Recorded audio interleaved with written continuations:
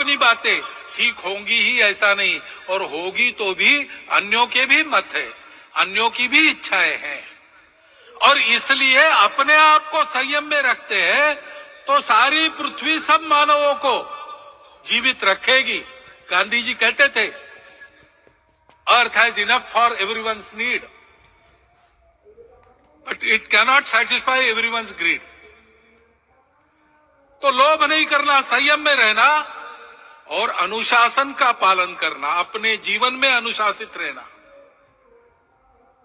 अपने कुटुंब में अनुशासन रहना, अपने समाज में अनुशासन रहना, सामाजिक जीवन में नागरिक अनुशासन का पालन करना। भगिनी निवेदिता कहती थी कि स्वतंत्र देश में नागरिक संवेदना रखना और नागरिक अनुशासन का पालन करना, यही देशभक्ति का रूप है। इससे जीवन में पवित्रता आती है। और तपस का तो मूर्तिमान उदाहरण आपके सामने आज दिया गया। व्यक्तिगत तपस तो हम करेंगे, सामूहिक तपस क्या है? संगच्छध्वम संवदध्वम संवो मनांसी जानता। हम साथ चलेंगे, बोलेंगे आपस में, उसमें से एक सहमति का संवाद निकालेंगे, एक ही भाषा बोलेंगे, वो वाणी मन वचन कर्म समन्वित होगा और मिलके चलेंगे, अपने देश को विश्व गुरु बनाएंगे। ये तपस हम सबको करना है।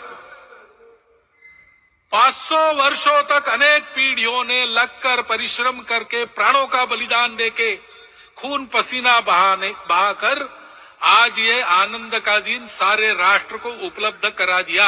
उन सबके प्रति हमारे मन में कृतज्ञता है। मैं यहां बैठता हूं तो मेरे मन में विचार आता है कि मुझे बिठाया, मैंने क्या किया? वो तो जो उन्होंने किया उसका प्रतिनिधि भी मुझे बनाया गया है। उस प्रतिनिधि के नाते मैं ये अवदान स्वीकार करता हूं और उन्हीं को अर्पण करता हूं। परंतु उनका ये व्रत हमको आगे लेके जाना है। जिस धर्म स्थापना विश्व में करने के लिए राम का अवतार हुआ था, उस धर्म स्थापना को अनुकूल स्थिति अपने आचरण में अपने देश में उत्पन्न करना, यह अपना कर्तव्य बनता है। रामलला आए हैं हमारे मन को आह्लादित करने के लिए, उत्साही करने के लिए, प्रेरणा देने के लिए, साथ साथ इस कर्तव्य की याद दिलाकर उसमें कृति प्रवण करने के लिए आए हैं। उनका आदेश सर पे लेके हम यहां से जाए। सब लोग तो यहां आ नहीं सके, लेकिन वो सुन रहे, देख रहे। अभी इसी क्षण से इस व्रत का पालन हम करेंगे तो मंदिर निर्माण पूरे होते होते विश्व गुरु भारत का निर्माण भी पूरा हो जाएगा। इतनी क्षमता हम सबकी है। इसका मैं एक बार स्मरण देता हूं, आप सबको धन्यवाद देता हूं और मेरे 4 शब्द समाप्त करता हूं। भारत के यशस्वी प्रधानमंत्री माननीय नरेंद्र भाई मोदी जी अपने मनोभाव प्रकट करेंगे।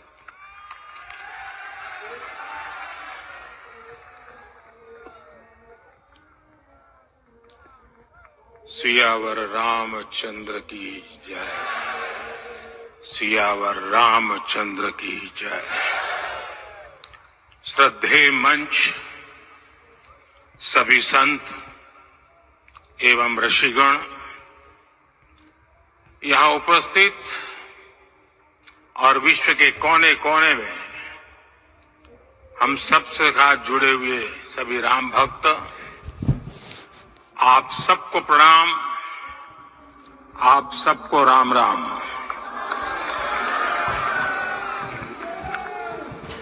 आज हमारे राम आ गए हैं।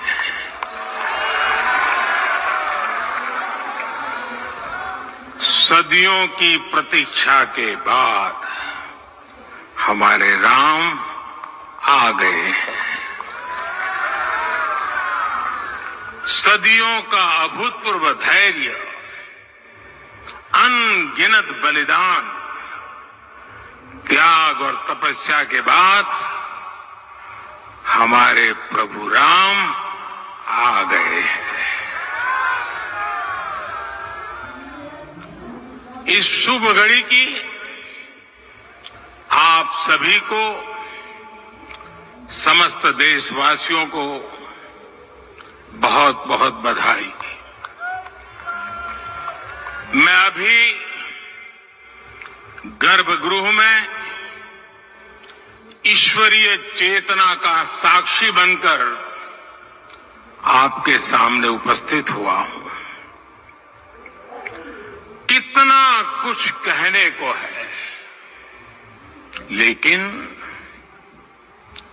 कंठ अवरुद्ध है। मेरा शरीर अभी भी स्पंदित है, चित्त अभी भी उस पल में लीन है।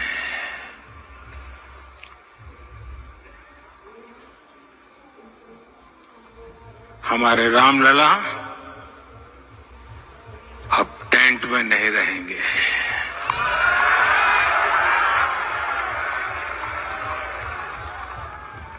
हमारे रामलला अब इस दिव्य मंदिर में रहेंगे। मेरा पक्का विश्वास है, अपार श्रद्धा है कि जो घटित हुआ है इसकी अनुभूति देश के, विश्व के कोने कोने में राम भक्तों को हो रही होगी। ये क्षण अलौकिक है, ये पल पवित्रतम है। ये माहौल, ये वातावरण, ये ऊर्जा, ये घड़ी प्रभु श्री राम का हम सब पर आशीर्वाद है। 22 जनवरी 2024 का ये सूरज एक अद्भुत आभा लेकर आया है। 22 जनवरी 2024 ये कैलेंडर पर लिखी एक तारीख नहीं, ये एक नए काल चक्र का उद्गम है।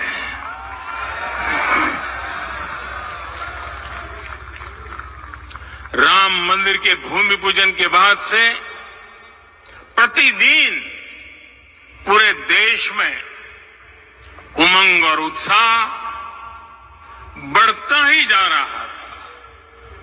निर्माण कार्य देख देशवासियों में हर दिन एक नया विश्वास पैदा हो रहा था। आज हमें सदियों के उस धैर्य की धरोहर मिली है। आज हमें श्री राम का मंदिर मिला है। गुलामी की मानसिकता को तोड़कर उठ खड़ा हो राष्ट्र, अतीत के हर दंश से हौसला लेता हुआ राष्ट्र ऐसे ही नव इतिहास का सृजन करता है। आज से 1000 साल बाद भी लोग आज की इस तारीख की, आज के इस पल की चर्चा करेंगे। और ये कितनी बड़ी राम कृपा है कि हम सब इस पल को जी रहे हैं, इसे साक्षात घटित होते देख रहे हैं। आज दिन, दिशाएं, दिग दिगंत सब दिव्यता से परिपूर्ण है।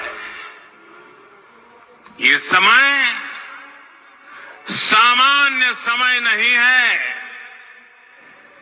ये काल के चक्र पर सर्वकालिक शाही से अंकित हो रही अमिट स्मृति रेखाएं हैं। साथियों, हम सब जानते हैं कि जहां राम का काम होता है वहां पवन पुत्र हनुमान अवश्य विराजमान होते हैं। इसलिए मैं राम भक्त हनुमान और हनुमानगढ़ी को भी प्रणाम करता हूं। मैं माता जानकी, लक्ष्मण जी, भरत, शत्रुघ्न सबको नमन करता हूं। मैं पावन अयोध्यापुरी और पावन सरयू को भी प्रणाम करता हूं। मैं इस पल दैवीय अनुभव कर रहा हूं कि जिनके आशीर्वाद से ये महान कार्य पूरा हुआ है। वे दिव्य आत्माएं, वे दैवीय विभूतियां भी इस समय हमारे आसपास उपस्थित है। मैं इन सभी दिव्य चेतनाओं को भी कृतज्ञता पूर्वक नमन करता हूं। मैं आज प्रभु श्री राम से क्षमा याचना भी करता हूं। हमारे पुरुषार्थ, हमारे त्याग, तपस्या में कुछ तो कमी रह गई होगी कि हम इतनी सदियों तक ये कार्य कर नहीं पाए। आज वो कमी पूरी हुई है।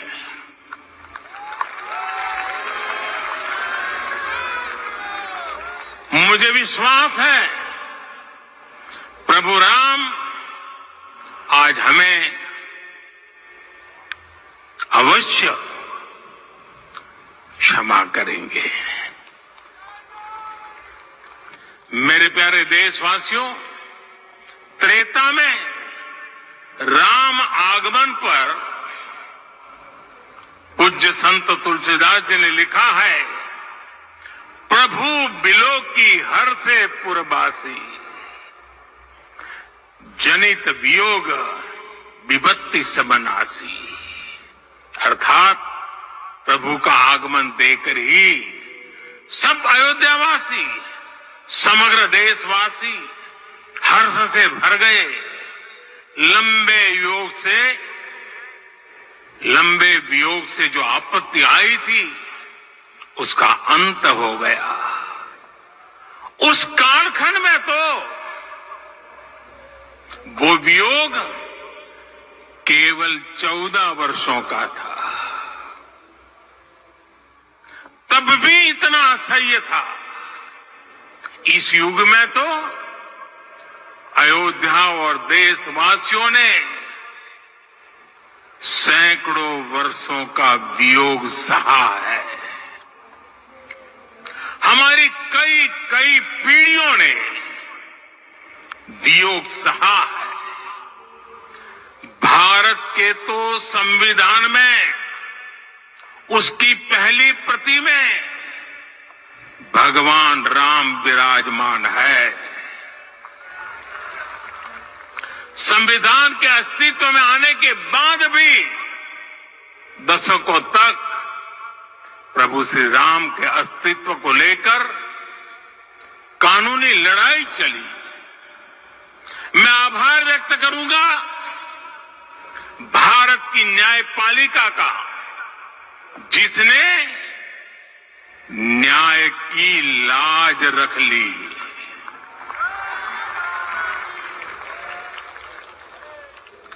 न्याय के पर्याय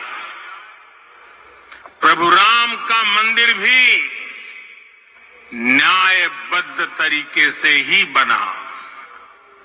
साथियों, आज गांव-गांव में एक साथ कीर्तन संकीर्तन हो रहे हैं। आज मंदिरों में उत्सव हो रहे हैं, स्वच्छता अभियान चलाए जा रहे हैं। पूरा देश आज दीपावली मना रहा है। आज शाम घर घर राम ज्योति प्रज्वलित करने की तैयारी है। कल मैं श्री राम के आशीर्वाद से धनुषकोडी में राम सेतु के आरंभ बिंदु अरिचल मुनाई पर था। जिस घड़ी प्रभु राम समुद्र पार करने निकले थे, वो एक पल था जिसने काल चक्र को बदला था। उस भावमय पल को महसूस करने का मेरा ये विनम्र प्रयास था। वहां पर मैंने पुष्प वंदना की। वहां मेरे भीतर एक विश्वास जगा कि जैसे उस समय काल चक्र बदला था, उसी तरह अब काल चक्र फिर बदलेगा और शुभ दिशा में बढ़ेगा। अपने 11 दिन के व्रत अनुष्ठान के दौरान मैंने उन स्थानों का चरण स्पर्श करने का प्रयास किया जहां प्रभु राम के चरण पड़े थे। चाहे वो नासिक का पंचवटी धाम हो, केरला का पवित्र त्रिपायर मंदिर हो, आंध्र प्रदेश में लेपाक्षी हो, श्रीरंगम में रंगनाथ स्वामी मंदिर हो, रामेश्वरम में श्री रामनाथ स्वामी मंदिर हो, या फिर धनुषकोडी। मेरा सौभाग्य है कि इसी पुनीत पवित्र भाव के साथ मुझे सागर से सरयू तक की यात्रा का अवसर मिला। सागर से सरयू तक हर जगह राम नाम का वही उत्सव भाव छाया हुआ है। प्रभु राम तो भारत की आत्मा के कण कण से जुड़े हुए हैं। राम भारतवासियों के अंतर मन में विराजे हुए हैं। हम भारत में कहीं भी किसी की अंतरात्मा को छुएंगे तो इस एकत्व की अनुभूति होगी और यही भाव सब जगह मिलेगा। इससे उत्कृष्ट, इससे अधिक देश को समायोजित करने वाला सूत्र और क्या हो सकता है। मेरे प्यारे देशवासियों, मुझे देश के कोने कोने में अलग अलग भाषाओं में रामायण सुनने का अवसर मिला है, लेकिन विशेषकर पिछले 11 दिनों में रामायण अलग अलग भाषा में अलग राज्यों से मुझे विशेष रूप से सुनने का मौका मिला। राम को परिभाषित करते हुए ऋषियों ने कहा है, रमन्ते यस्मिन् इति रामः, अर्थात जिसमें रम जाए वही राम है। राम लोक की स्मृतियों में, पर्वत से लेकर परंपराओं में सर्वत्र समाये हुए हैं। हर युग में लोगों ने राम को जिया है।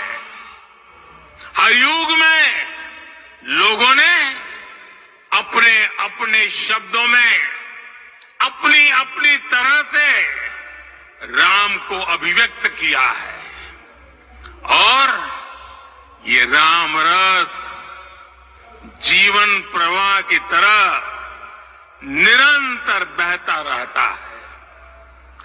प्राचीन काल से भारत के हर कोने के लोग राम रस का आचमन करते रहे हैं।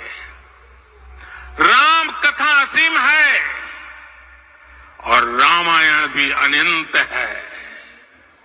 राम के आदर्श, राम के मूल्य, राम की शिक्षाएं सब जगह एक समान है।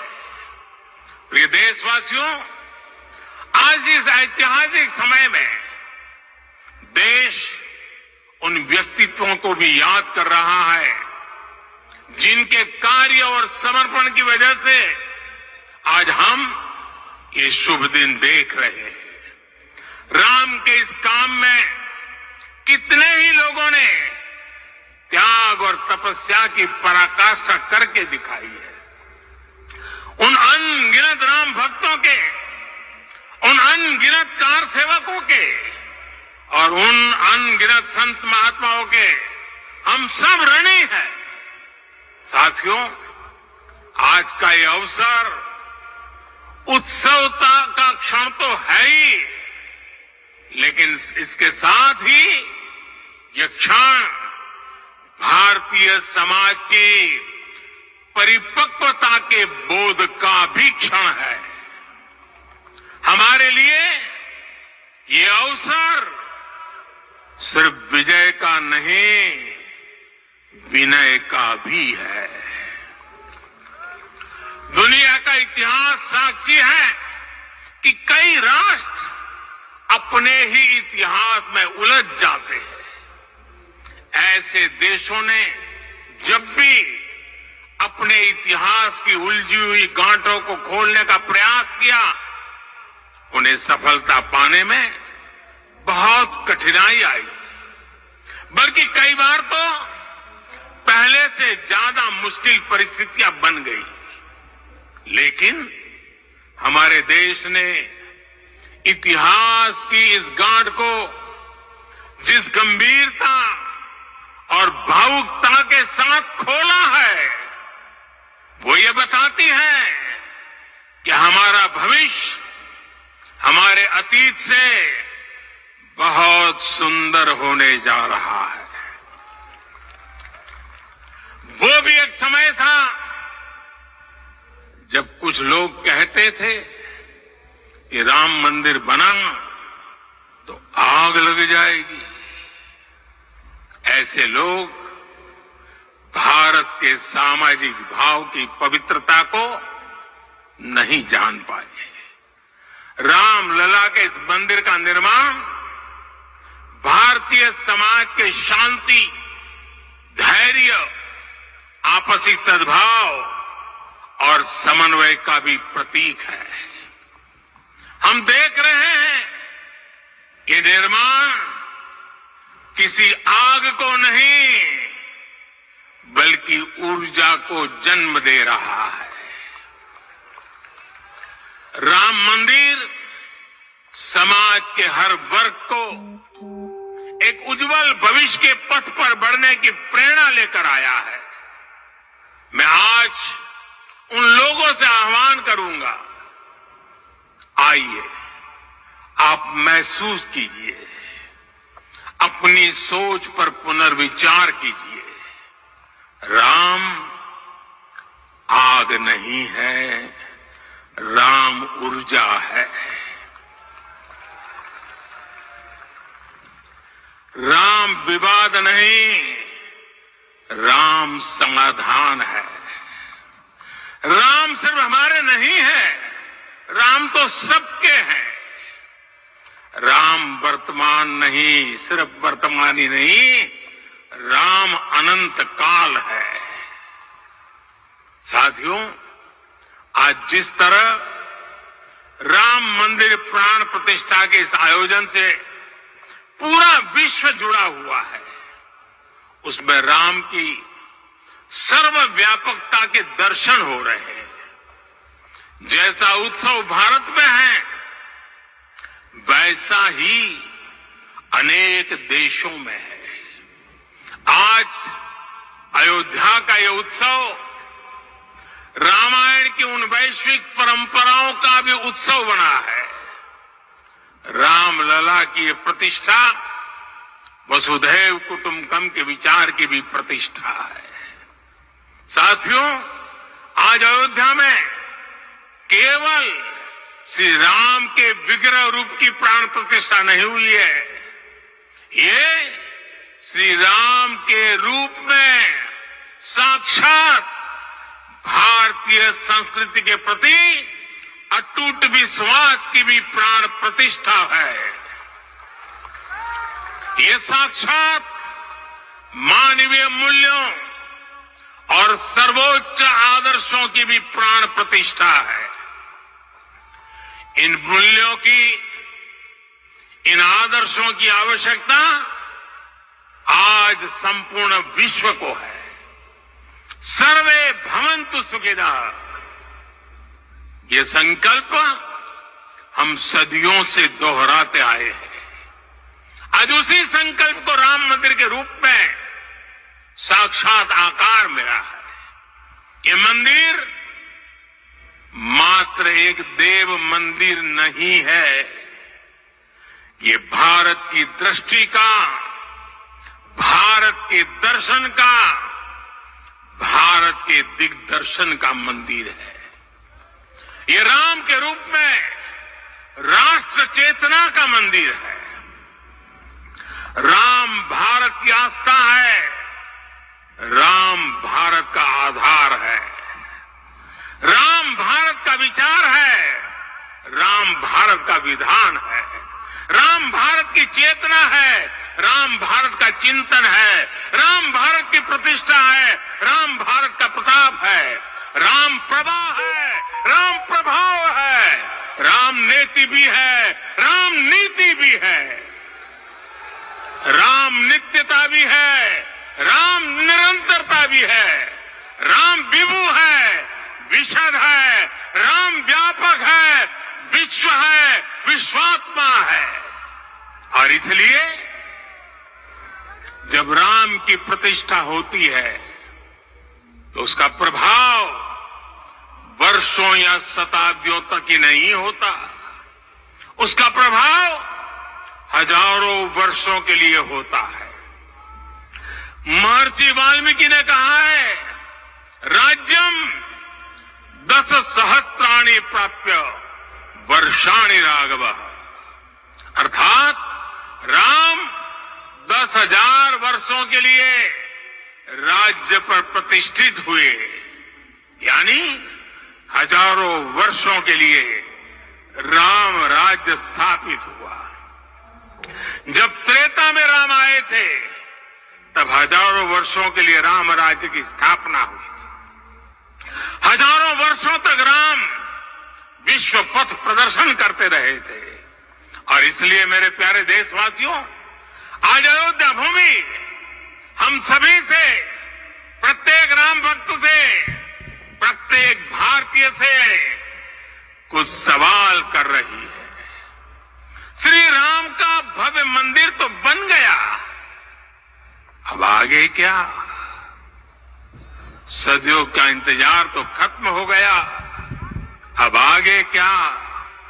आज के इस अवसर पर जो दैवीय आत्माएं हमें आशीर्वाद देने के लिए उपस्थित हुई हैं, हमें देख रही हैं, उन्हें क्या हम ऐसे ही विदा करेंगे? नहीं, कदापि नहीं। आज मैं पूरे पवित्र मन से महसूस कर रहा हूं कि काल चक्र बदल रहा है। ये सुखद संयोग है कि हमारी पीढ़ी को एक कालजयी पथ के शिल्पकार के रूप में चुना गया है। 1000 वर्ष बाद की पीढ़ी राष्ट्र निर्माण के हमारे आज के कार्यों को याद करेगी। इसलिए मैं कहता हूं, यही समय है, सही समय है। हमें आज से, इस पवित्र समय से अगले 1000 साल के भारत की नींव रखनी है। मंदिर निर्माण से आगे बढ़कर अब हमें सभी देशवासी यही इस पल से समर्थ, सक्षम, भव्य, दिव्य भारत के निर्माण की सौगंध लेते हैं।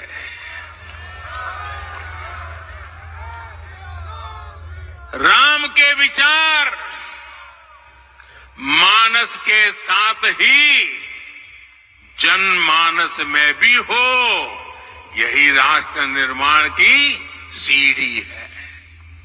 साथियों, आज के युग की मांग है कि हमें अपने अंतःकरण को विस्तार देना होगा। हमारी चेतना का विस्तार देव से देश तक, राम से राष्ट्र तक होना चाहिए। हनुमान जी की भक्ति, हनुमान जी की सेवा, हनुमान जी का समर्पण, ये ऐसे गुण हैं जिन्हें हमें बाहर नहीं खोजना पड़ता। प्रत्येक भारतीय में भक्ति, सेवा और समर्पण के भाव समर्थ, सक्षम, भव्य, दिव्य भारत का आधार बनेंगे। और यही तो है देव से देश और राम से राष्ट्र की चेतना का विस्तार। दूर सुदूर जंगल में, कुटिया में जीवन गुजारने वाली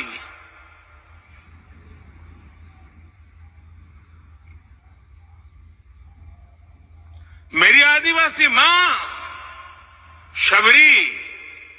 शबरी का ध्यान आते ही अप्रतिम विश्वास जागृत होता है। मां शबरी तो कब से कहती थी, राम आएंगे।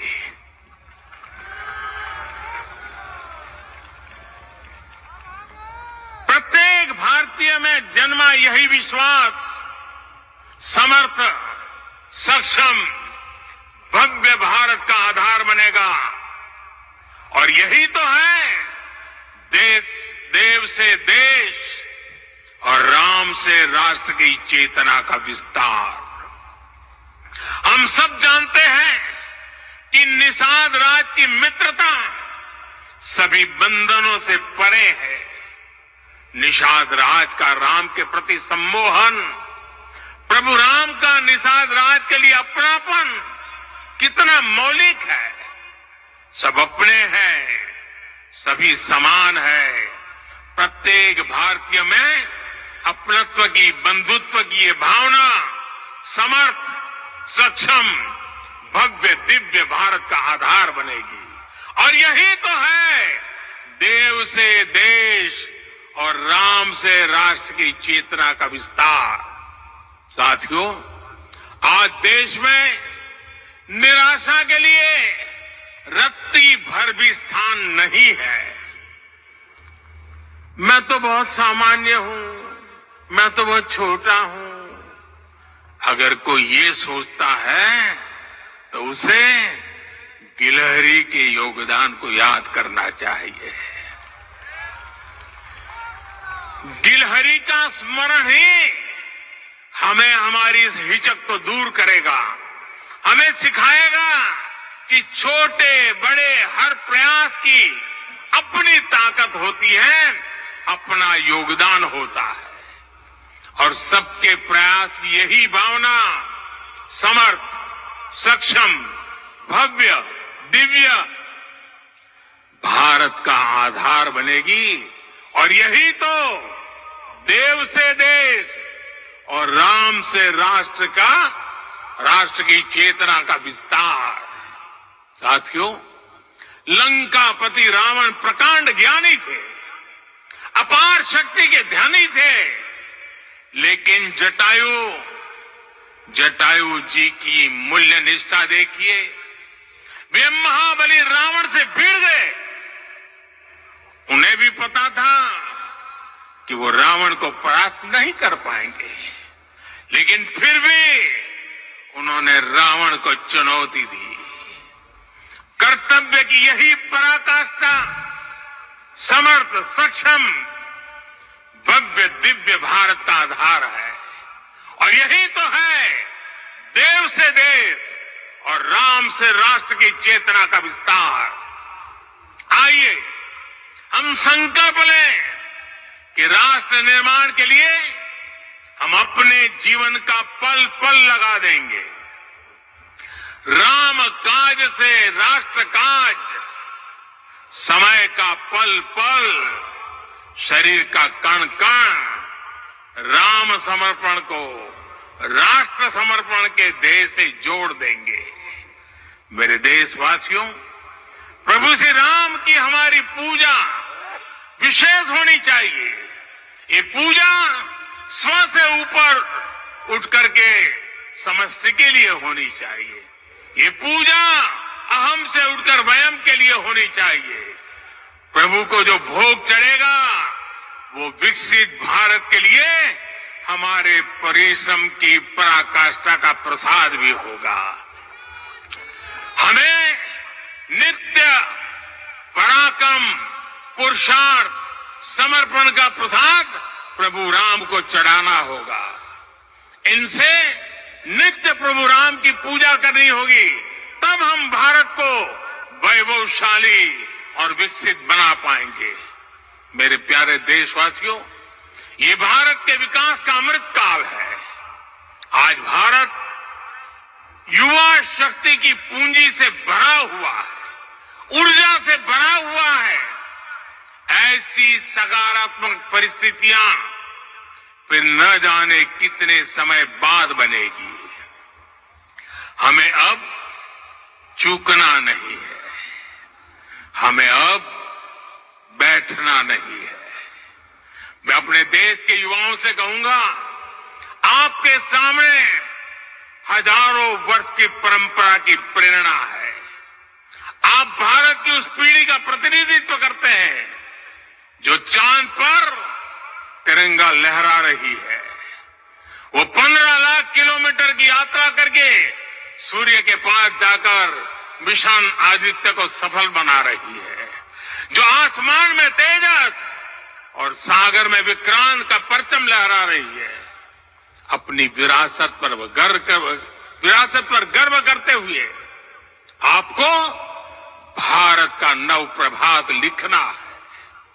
परंपरा की पवित्रता और आधुनिकता की अनंतता दोनों ही पथ पर चलते हुए भारत समृद्धि के लक्ष्य तक पहुंचेगा। मेरे साथियों, आने वाला समय अब सफलता का है। आने वाला समय अब सिद्धि का है। ये भव्य राम मंदिर साक्षी बनेगा भारत के उत्कर्ष का, भारत के उदय का। ये भव्य राम मंदिर साक्षी बनेगा भव्य भारत के अभ्युदय का, विकसित भारत का। ये मंदिर सिखाता है कि अगर लक्ष्य सत्य प्रमाणित हो, अगर लक्ष्य सामूहिकता और संगठित शक्ति से जन्मा हो, तब उस लक्ष्य को प्राप्त करना असंभव नहीं है।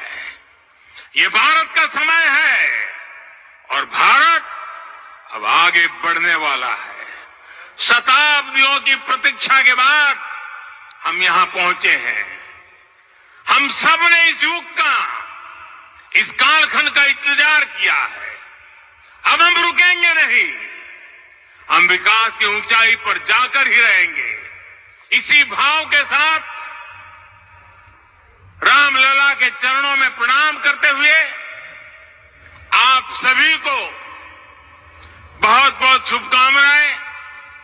सभी संतों के चरणों में मेरे प्रणाम। सियावर रामचंद्र की, सियावर रामचंद्र की, सियावर रामचंद्र की।